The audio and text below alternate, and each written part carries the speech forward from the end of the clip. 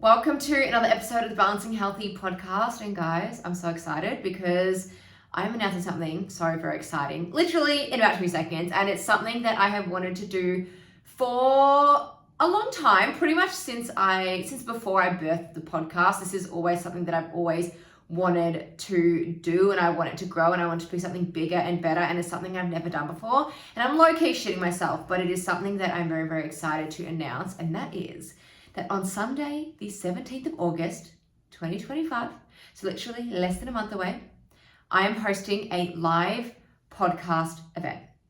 Yay! For the Balancing Healthy podcast. And guys, I'm so fucking excited, and feel like I have no idea what this is. I'm about to tell you exactly what it is. So basically, Sunday, 17th of August, we'll kick off at about 10 a.m. We'll go for 2.5 hours, just depending on how long it takes us to kind of wrap up, how much fun we're having, all the kind of fun things.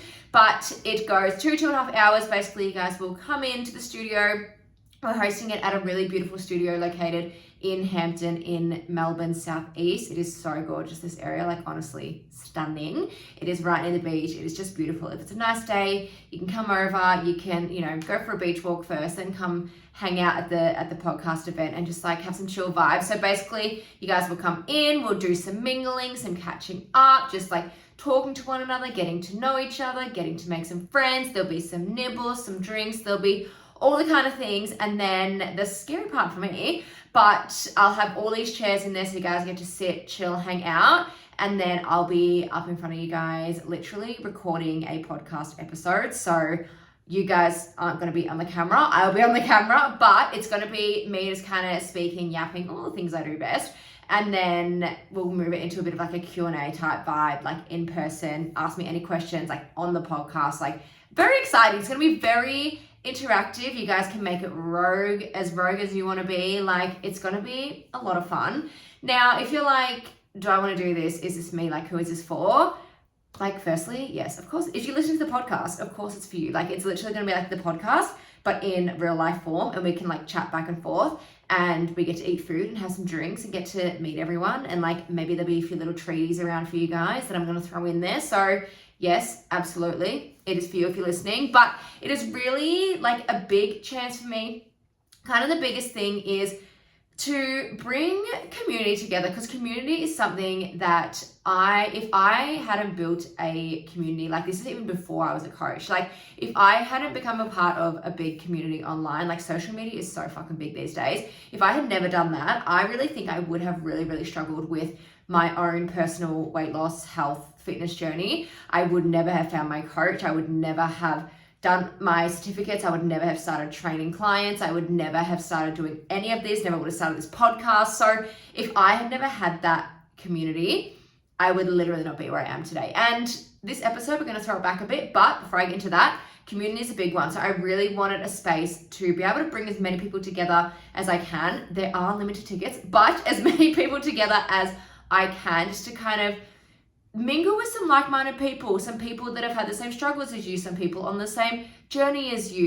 It's that kind of vibe. It is going to be a women's only event. Mitch might be there if I need to be my tech man, because I'm not a tech girly. But apart from that, it is a women's only event, and I'm very, very, very excited about it, to get to see you guys, know you guys.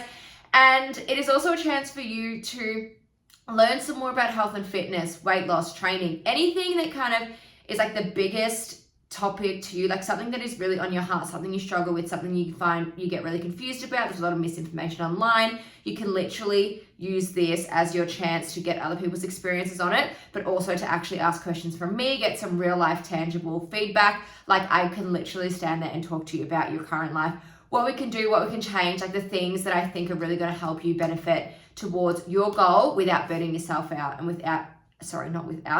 and actually just learning how to balance your healthy, because that is literally the whole point of this podcast. It's finding what things work for you, take what works for you, leave what doesn't, and apply it to your life so you can start to live a life where you are a health queen, but you also still get to live your best life, enjoy social events, meals out, have some drinks, not worry about being in the gym 24/7, not worry about doing endless cardio, things like that. So that is the event. Let me double check my notes to see if I've missed anything, because I've already been speaking for 5 minutes. No, that's it. First release tickets are going to be $25. I will leave the link either down below, or if by the time you're listening to this and there's none left, then send me a message on Instagram and I will sort you out, because like I said, there are capped tickets, but there's also a capped amount at that first release price of $25, and then they will go up from there. So send me a message if you are keen, if you need the details written down, like I'll send you a message and we are good to go. So on that note, let's get into today's episode. So like I said, I really want to kind of throw it back to a couple of things in my journey. Like my journey started 8 years ago, 7.5 years ago. It'll be coming up to 8. And obviously a lot's happened in that time. Like I cannot sit here and chat about 8 years worth of things. So I've kind of narrowed it down to a few things. I think the things that when I was kind of in my deepest, darkest point, what was really things that I used to do that I thought were good for me at the time, and looking back was actually the worst thing I could have been doing. So I've got 3 points. 2 of them actually kind of lead into the third one, so it kind of works that way. And I think it's something that I have a lot of clients struggle with as well. When they start training with me, you know, doing nutrition, all the things, a lot of clients struggle with these kind of points. And it's something that I really get my clients away from doing. So generally, a lot of my clients are already doing these, and I'm trying to pull them away from that and show them again how to balance your healthy. That's why I have Balancing Healthy podcast. It's why I have my Balancing Her Group program. The whole point is trying to find that good balance between health, fitness, and your lifestyle, and being able to enjoy it all without dreading it. Because these things that I'm about to talk about, I used to fucking dread, but I did them because, like I said, I thought that's what I needed to do. So the first one was overtraining, and I have done this in 2 different ways. The first time was overtraining, and when I say training, I mean over exercising for this one. So this first one was on the cardio. This was like heavy cardio. I used to always think that calories burnt equaled the best workout. So the more calories I could burn, the better workout I could have. And it was something that when I started training, so my training journey kind of started like at group fitness, but I wasn't consistent at all. I was kind of here and there doing different classes. Like there was a bit of strength, but not really. It was more kind of HIIT, because this was 7-8 years ago. Like strength wasn't really known, especially in group fitness back then. So I was doing a lot of, you know, more HIIT style classes. And then when I went into my own, to a gym on my own, I didn't actually know how to use the gym equipment. I didn't really know what to do with dumbbells. And so I just started going like on the treadmill a lot. And that's kind of how it started. But then I kind of dabbled a bit in the weights. My friends would show me a bit of weights, but then I would always go back to the treadmill and the Stairmaster, because lo and behold, I would burn the most amount of calories on those 2 pieces of equipment. I could start running on that treadmill. I could set that incline high. On the Stairmaster, I would go for over a fucking hour. I remember, and I literally have screenshots of this, I would do over an hour on the Stairmaster, so I could burn like 700 or 800 calories. So then I could either eat a bit more later, or it was from burning off something extra I had eaten the day before. So that was my first kind of point of like over exercising. And again, back then I was in a high stress job situation. I was not eating enough at all. That's kind of my next point I'll go into in a second. I wasn't eating enough at all. So all it was doing was putting my body under so much fucking stress. And I was so tiny, and I couldn't really pinpoint it, why I was so tiny. I was literally like 14 kilos less than I am now. It was something like that. And then I showed a picture to my friend, and she was like, Sarah, you had no muscle on you. And that's literally what it was. Like, yes, I had lost a lot of weight. I'd lost 30 kilos at that point. But I had no fucking muscle. I was literally wasting myself away. I was turning into this tiny human. And, you know, now that I'm a trainer and I eat well and I do all the things and I teach women this, I have been doing this for 3 years now, I know so much more about how fucking important muscle is for you. Not just for like a veiny, like, oh my God, look at me, I'm the Hulk, I am so strong, I've got these big muscles. But in the sense of like, muscle is just so important for your longevity. Like if you see these photos of me, I literally look so sick. Like I look like so sick, so unwell, so unhappy. I look like I'm literally wasting away. I reckon I would look older in those photos than I do right now. And the photos I'm thinking of are from 5 years ago. I reckon I looked older at 23, very unhappy at 23 than I do now at 28. So that was my first one. And then I kind of like started to dabble into a bit more of like weight training a little bit. So I'd had to leave that gym because I had to move houses. I moved quite a bit, quite a way away. Had to find another gym, and I remember I joined my local F45 just for like a 3-week. It was like around Christmas, so I was like, I'll just sign up for like a 3-week trial just to tie me over till the start of the next year, and then I will find somewhere else and blah blah blah. No, I ended up staying there because I got a deal that I just was too good to put down to say no to. So I ended up staying there for I think about a year. I ended up actually winning the first challenge I did. Literally, we started a few weeks after I had started there. I think it was January 2021. We did a 6-week challenge, and I actually won that. And I think this is kind of where it started to like tick for me, because I actually started to learn a little bit of strength training. Like they definitely, I don't know what F45 is like these days. It's been quite a few years. But there was a mix of a bit of strength, definitely more like endurance, hit, like get your heart rate up, but there was strength in there as well, which is where I really did start to learn it. So props to F45 for that. But I remember we did the 6-week challenge, and I remember I had only lost, I'm pretty sure I'd only lost about 500 grams on the scales, but because we did body scans, I'd actually lost like 3 kilos of fat, and I'd put on like 2 kilos of muscle. It was something, they're not the exact numbers, but it was something ridiculous. Like the scales literally showed like no change, and the fat drop and the muscle gain was incredible for 6 weeks. And I won that challenge because I had the best score. Like it's like they rate anyone who's done like an in-body scan, they rate like your overall score out of 100. And obviously my overall score had increased dramatically because of this huge fat drop and muscle gain. And so I won that 6-week challenge. And I remember there were ladies there saying like, oh, but like she didn't lose any weight. Like she's already so like small and blah, blah. And like truthfully, I was probably 10 kilos lighter than I am now.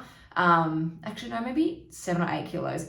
And yes, I was smaller, but I had put on 2 kilos of muscle in 6 weeks. Like, call it newbie gains because I hadn't done much strength training. We'd also been in lockdown, all the things, but I had put on 2 kilos of muscle in 6 weeks. And that's when I was like, okay, so like, this is, you know, it's when I started to shift from weight loss to, okay, a bit of like body recomp in that sense of like previously when I'd lost that 30 kilos, I was like, slay, I have lost all my weight, but I wasn't feeling good. I wasn't confident. I wasn't feeling strong. I wasn't feeling happy. I was feeling really fucking shit, to be honest. So anyway, this challenge I did really kind of open my eyes for me for that. And this challenge also, not just a challenge, but like I won 6 months free at F45. So I ended up staying there obviously because I was training for free for 6 months. And I was really fucking enjoying it. One of my best friends to this day I met, she was a trainer there. She's kind of the reason that I started my Cert 3 and 4 in fitness, and then I dabbled further into that, and then I got my nutrition, and like I did all the things. So it's kind of like the reason for me being where I am today, because I had no idea what I wanted to do in life at that point, and then this came along and I was like, this could be fun, let's see what happens, and now here we are today. So anyway, that overtraining, overexhaustion, I have been there, I have done that. I do think group training is beautiful if, you know, you find a good place, and, you know, biased, but I'm a group fitness instructor at MFW, Move for Women. It's a boutique women's training studio in South Yarra in Melbourne, and we do focus on strength training. And the reason that I love it and the reason that I stay there and I continue to work there is because we are so strength focused, and we're not so focused on smashing everyone with intense cardio every day. So if you can find a really beautiful studio that can do that for you, where you can train in a space of women only, if you feel like the male like gym vibes, it's not it. Sometimes it's not. Sometimes I love it when I'm training because it makes me train harder, because I'm like, I'm as strong as you, mate. I can do that too. But sometimes it's also not the vibe because, you know, it's like bodybuilder things. So anyway, if you can find a group training place that really focuses on strength and really focus, you know, I'm assuming most of my audience are women, and that really focuses on women's health and actually dials in on that, and adapts training to suit that, amazing, 100% go for it. Just don't get caught in the cycle of needing to train 6-7 times a week. Like, your body needs a fucking rest, and that is such a huge thing, and it's such a key thing for me because, like I said, I used to go to F45 6 or 7, fucking 8 or 9 times a week sometimes. Like, I would do double sessions at the start if I didn't feel like I was doing enough. I stopped doing it because my body was fucked. I remember I was just fucking exhausted constantly. I was miserable. So I started to dial it back, and now I literally train 3 times a week.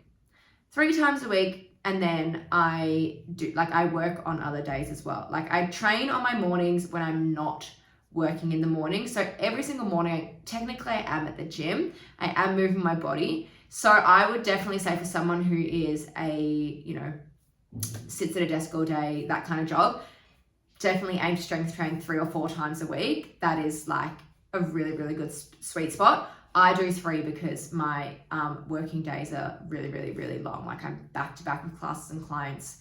Can be anywhere between 6 to 8 hours in one hit. So it's a lot. So anyway, this whole first point was just about overtraining, exhaustion. Like, if you are constantly like, you know, feeling like you're trying to hit the gym 6, 7, 8 times a week, and you might be really good one week and then you completely lose it the next week, I guarantee it's because you are fucking exhausted from the week before. You cannot keep going on this vicious cycle. You need to give yourself some rest, some love, go for a walk one day instead, like try some gentler movement, like things like that. Please do that. I did the shit stuff, so you guys don't have to, so please keep that in mind. Let's go to the next point because I fear I'm going to lose daylight at this point. The next thing that I did, like I said, 2 points. So second point, the next thing I did was I was so overly critical with tracking my food. And there is a point at the start where you don't need to track anything. You can literally make small changes and you can start to lose some weight. So that's what happened when I very first started. My first ex and I had broken up, and I just wasn't going out to eat as much. You know, I was controlling my meals a little bit more, just having some more veggies and stuff like that. And I literally lost my first 5 kilos that way. Like, that was literally how it was. It was that easy, but then it hit a point where obviously, like, I didn't know anything about calories. I downloaded my MyFitnessPal. It told me what I should be eating to lose 1 kilo a week, because if you know MyFitnessPal, this is the thing I hate it for. You can choose, I want to lose 1 kilo a week, and it will just give you the calories. It doesn't know anything about you. It just says, put in your data, and then I'm going to spit out some numbers for you. And the numbers are always way too low. And that is what led me into my deep restriction phase. So I had started tracking maybe a year after I'd started my journey, 18 months, it was something like that. And then oh my God, and then what? This is my ADHD brain. Oh yeah, and then when it got really, really bad, I ended up doing some like group program thing that was just, honestly, it was fucking cooked. It was literally $7 a week, and it's because they couldn't give a shit about you. They had no idea about my life, what I was doing, what I was struggling with, anything like that. And in that 2020 period, when I was like really at my lowest weight, when I was talking about before, feeling shit, feeling exhausted, feeling just like crap, I remember I said to them, like, I feel really low in energy. I'm not getting to the gym. I can't train. I have no energy. And their response was to drop my calories. To drop my calories to 1,200. I'm literally 171 centimeters tall. For reference, I currently weigh, how much do I currently weigh? Like 82 kilos. I'm in a deficit at the moment on 2,000 calories. Like, it feels good. I'm dropping weight. Like, their response to me feeling like shit was to give me less food. And food is fucking energy. Food is fuel. Food is fire. We need food to feel good. I cannot believe how long I went cutting carbs, skipping breakfast, fasting for 24 hours, thinking that was going to make me feel better, and it actually made me feel 10 times fucking worse. And again, it's something you don't know until you come out the other side of it. You kind of forget how good you felt before you started doing these things. So if you were stuck in this cycle of any of those things, the fasting, the cutting carbs, the skipping meals, please, I am begging you, if you feel like shit every day, have some breakfast. have some carbs, give yourself some energy. I promise you, you will not put on weight. It is only when it gets out of control, which is something I'm going to get into in a second for my third point. But this overly critical tracking stage, I remember I literally could not go out to eat. And if I would freak the fuck out. So I either made some kind of alternative. I remember for my ex's birthday, I think it was just before lockdown. And instead of going out to eat, I said to him, oh, like, why don't I make us like a dinner at home, right?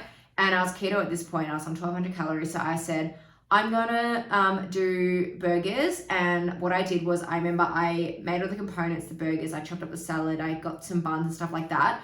But I intentionally, literally had a bit of lettuce with like my one patty in it, a bit of salad, and then a bit of lettuce on top. And that was all I could eat because that was all I could fit into my day. And I remember sitting there watching him like loading up his bun with like cheese and bacon and egg and like all the things. And I remember thinking, fucking hell, I wish I could eat that. And I was so fucking upset. But I was like, no, I need to stick to my diet. I need to stick to my calories. And like, I'll feel good once I drop this weight.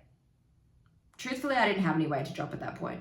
But I was so deep in this restriction. I was so deep in tracking my food that I just needed to, like, I thought I need to stick to it. I thought once I finish losing this weight, I'll be good. But it was the fact that I was stuck in it that I wasn't good. I remember there was other times too, whenever friends would be like, hey, let's go catch up for lunch or dinner, whatever, or like breakfast. I was like, I would always try and make it lunch or dinner. And I would always offer Nando's because I could always track it and make something there work within my calories, like my calorie allowance for the day. Like, it was just the easiest way to do it. And I remember I would freak if I couldn't. And then, like, say I had a birthday again. I remember, actually, I might tie this into the next point because the third point I was going to make is about my binge eating that I used to struggle with. And it was from overtraining and tracking everything to a T, not eating enough. So this story I was just about to share was, I remember Mother's Day 2020. So we're literally at home anyway, because I was living with mum. Mother's Day 2020, and I remember thinking, like, you know, like, we're gonna have some platters and like do our own kind of thing. Like, I can't track that, so whatever. So then my sister, who I'm pretty sure she was a bartender at that point, she was like mixing together cocktails. So I'd be like, fuck yeah, like, give me, like, I just kept drinking, give me the wine, give me the cocktail, whatever you're making, I'm having it. Like, my binge eating was not just binge eating. I was like, I want to drown myself in alcohol too. Like, if I'm going to do this, I'm going to go all out. So I remember I was like, give me the cocktail. She's making like Midori Splice or something green with cream, one of those ones. And then I remember we got this like big, like massive cake for like just a few of us for Mother's Day from like this local vegan cafe. And I remember we had that. Plus we'd like Uber Eats some donuts, plus we'd fucking had like a dessert platter. Like, we had all these things. I remember eating the donuts, eating the platter, eating some more cake. And then it was like, okay, let's put the rest of the cake in the freezer for like, I don't know, another day or whatever it was. And then whenever we actually, like, at this point, like this night, I had already eaten the whole fucking savory platter, dessert platter, the donuts, all the drinks. Like, I felt so sick, I remember. And then again, so then I would go into the next day, I would go, okay, I'm going to fast until 2 p.m. I'm not going to eat any carbs. I'm only going to have my 2 meals. I'm not going to have any snacks. I'm going to be so good. I'm not going to have anything to drink. Like, you know, I was thinking I was being so good. But by doing that, a few days later, when we got the cake back out, it was, and like, I'm telling you, it was a fucking huge cake. I literally ate about half the cake, like in one go. And I just wrote it, like, I'd always write it off as like, oh, treat yourself. But I was fucking struggling. And I kept doing shit like this for months. Like, then after that, I would go and try and do a 24-hour fast because I was like, I've just fucking eaten half a cake. Like, and it was something that, again, you don't know until you know. But the reason that I was eating half the fucking cake was because I was trying to fast for 24 hours beforehand. I remember around Christmas, the same thing. There was, I can't remember the exact year it was, but actually no, it was 2019. So let's backtrack a little bit by 6 months. I remember the way that I fucking ate my body weight plus more in food, the way that I fucking binged on everything because I was like, this is my one chance, like my one day that I can eat off track. And I remember feeling so sick. I got into bed. I remember my ex was still there. My family was still over because this was pre-lockdown.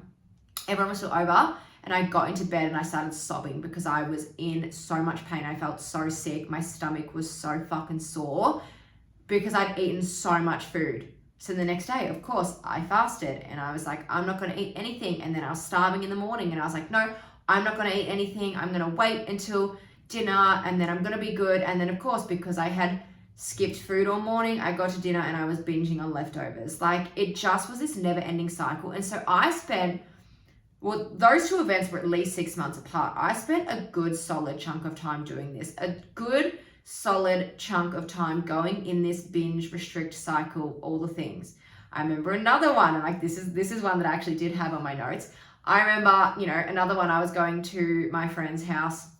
I think we just come out of lockdown at this point. I was going to my friend's house for a like games night, bit of alcohol, bit of food, and I was like, well, fuck it, like I won't be tracking tonight. So I remember before I left, I went to the tub of like hazelnut spread, like Nutella pretty much, in my cupboard, and I just started eating it out of the jar. And I've literally got photos of this. Like, I've got screenshot proof of all this. And I just started eating it out of the jar, and I literally was like, treat yourself. And I'm like, there was no I didn't need to eat half a jar of Nutella when I was about to leave to go to my friend's house to literally go and have a games night and eat food and like hang out and stuff.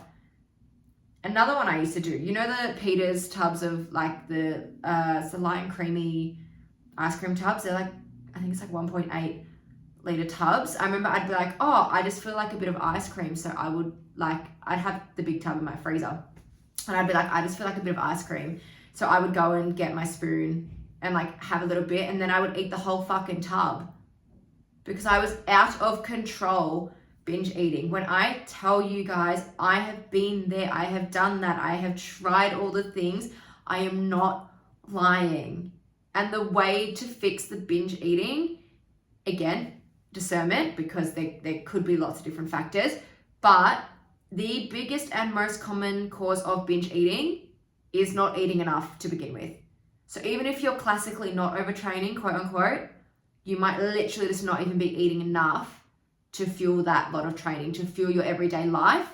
And then that's going to lead to that binge eating because, you're cutting down your calories, you're cutting down your carbs, you're cutting out your favorite foods. That is why you're binging on them later on. I guarantee it. I really, really, really guarantee it. I had another point. Oh, yeah, that's right. I was going to say, fast forward to now, I've literally got in my freezer, I've got mini tubs, well, I think there's only one left, a mini tub of like chocolate gelato. I've got a couple of like mini ice creams on a stick. They're only mini because I'm in a deficit. Otherwise, I've been getting the big boys. I've got a few icy poles in there as well. We've got a block of chocolate in the fridge. Mitch bought these biscuits the other day that I've never tried before. They look fucking great. We've got those in the cupboard, and I am someone that I used to never be able to have all of that in the house because I would go and I would eat all the ice creams. I'd eat the whole thing of biscuits, or I'd eat the whole block of chocolate. But it's just not the case anymore because I include it in my day. I either have chocolate or ice cream every single day. I have a dessert. I'm a dessert girl and I love dessert, and I'm in a deficit at the moment.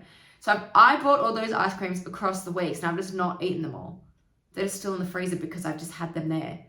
I don't feel the need to binge on it. I don't feel the need to have, multiple every day. Mitch the other night was like, do you want one of these biscuits? And I was like, no, I'm good. I was like, I don't need it. Like, I'm fine. And it's such a fucking freeing feeling. And I think it's something that I don't always take lightly because it's something I fucking struggled with.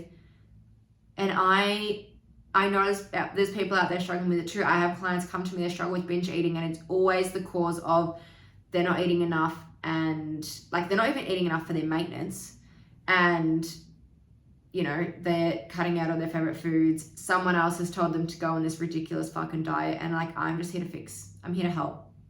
That's what I do. I've pulled multiple clients out of that horrible binge eating cycle.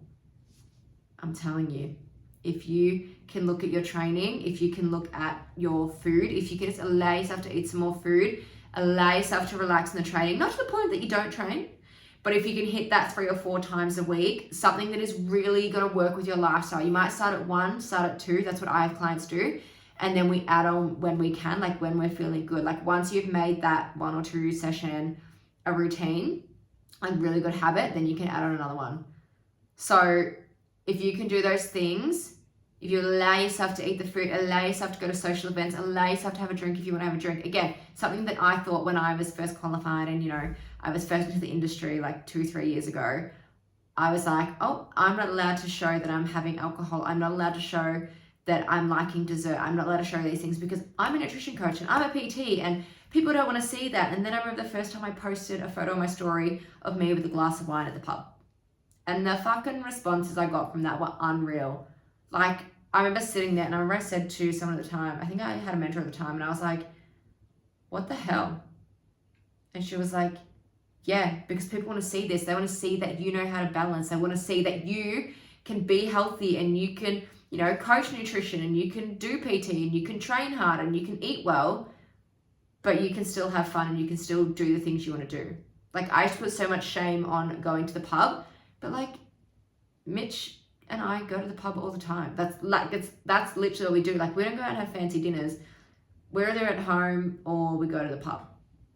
You know, we're very basic bitches. And if I want to have a vodka and Coke Zero, then I'm going to have a vodka and Coke Zero. So that's on that. All right, I think I have talked your little ears off for way too long. This has gone so much longer than I thought it was going to be. Oh my God, 31 and a half minutes. Wow. I think that's my longest episode yet for the season. I didn't realize I had so much to say on that. But I'm going to leave you guys there. Just a reminder again for the podcast event. Sunday, 17th of August, we're going to kick off at 10 a.m. and we'll go for 2.5 hours, just depending on how long it takes us to mingle and chat. I am a fucking yapper, as you know.